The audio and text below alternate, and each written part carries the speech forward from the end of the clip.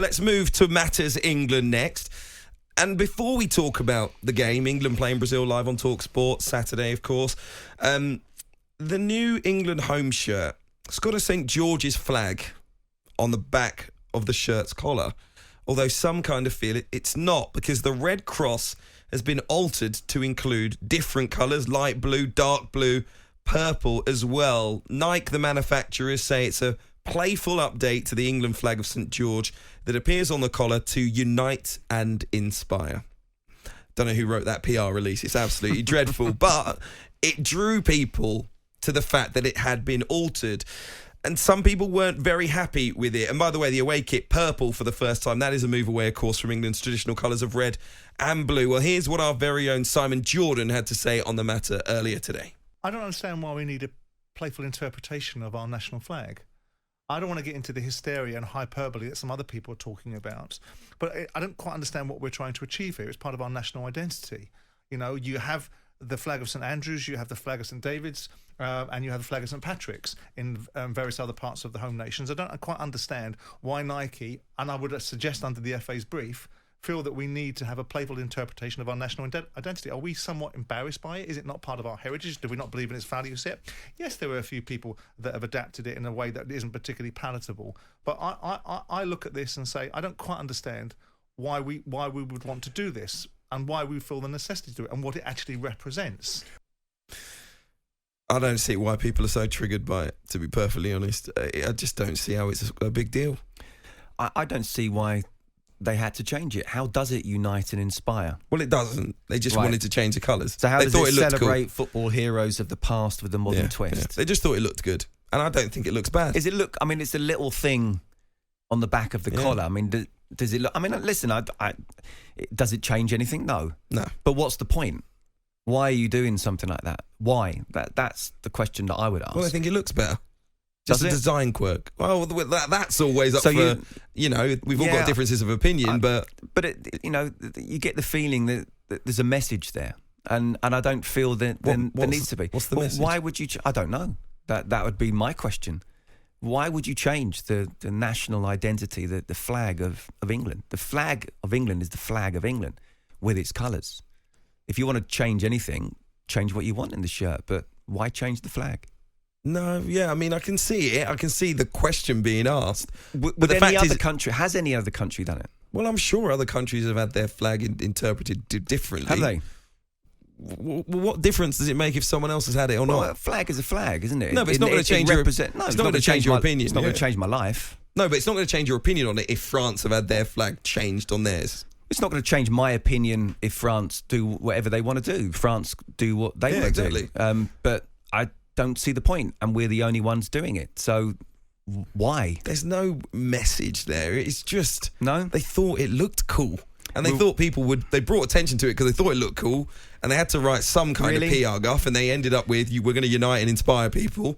Absolutely vague as you like, because there's obviously no real meaning behind it, but.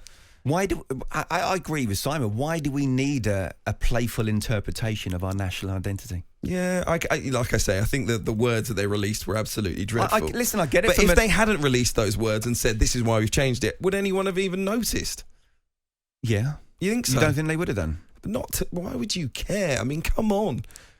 It still looks like... I mean, we all get what it's meant to be. You don't look at it and go, what's that? So what? But I think it's whether it's a naivety or whether it's someone actually saying I don't know what the message would be, but we know that the FA has tried to send a lot of messages.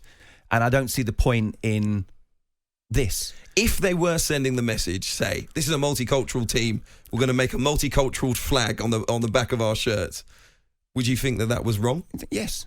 England is England. We are a multicultural society.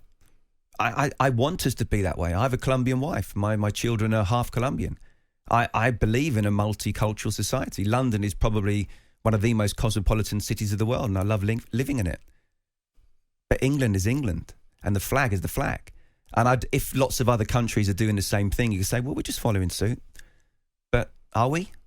The only thing that I thought, my initial reaction was, when I look down towards the England supporters when we get to the Euros in the summer, and I look at all the England flags, they're not blank, are they? People have written messages all over them, where they're from, the badge of the team. On the back of St George's flag. No, on the front of it. Well, on the front, that's what I mean. On the flag. So essentially they've defaced it. No, they haven't. Well, it's changed, isn't it? No, it's the flag, and then they're writing where they're coming from. I know, but it's no longer the flag anymore, is it? Of course it's the flag. Why? Because it's a white background with a red cross. Yeah, but then it says, Grimsby, whatever, That's their or personal message of where they're from. Or Portsmouth, or where. Yeah, exactly. Yeah. So if you feel so not strongly the about FA. the England flag, you don't want people to write all over it, do you? That's a personal thing. The FA represents this country.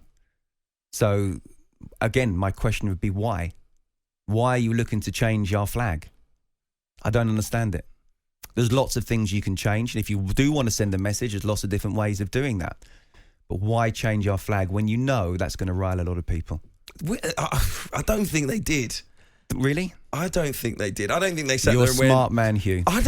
I'll be honest with you. Like I said earlier, I'm not that smart, because if I was sitting around that table, I would have gone, no one's going to care.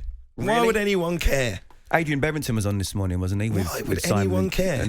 And Jim, and he said no. Straight away, I would have said no. I wouldn't England have signed had a it kit, off. I think, in 2011, and on the shoulders there were loads of little crosses. It's meant to represent the cross on the flag of St George, and they were multicoloured. No one cared then. Well, I don't know what shirt you're talking about there, but was there a flag? Is there one flag now, but where there was a number of flags? There were a number of little crosses all over the shoulders. And how many number of flags are there in this particular shirt now? I think just one. Right. So if there's just one... I just don't think it's that big a deal. I don't really think it's a massive deal, but I don't what, see the point in them doing it. Are we boycotting the shirt, or what are we doing? I personally wouldn't buy it, but I think everybody can do what they want to do. We live in a free society. You wouldn't buy it because of this principle. I would want to speak to the FA first and say why, and then understand where they're coming from. I mean, I'm happy if people want to discuss even this the purple shirt. I like the purple. I like the colour of the purple shirt, but it's not our colour. It's not England's colour.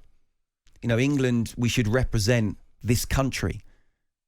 We wear blue shorts on the England home kit. We always have. We have done for decades. Yeah, but there's no blue on the England flag, is there? Yeah, it doesn't make any difference. But we haven't boycotted the shorts, have we? No.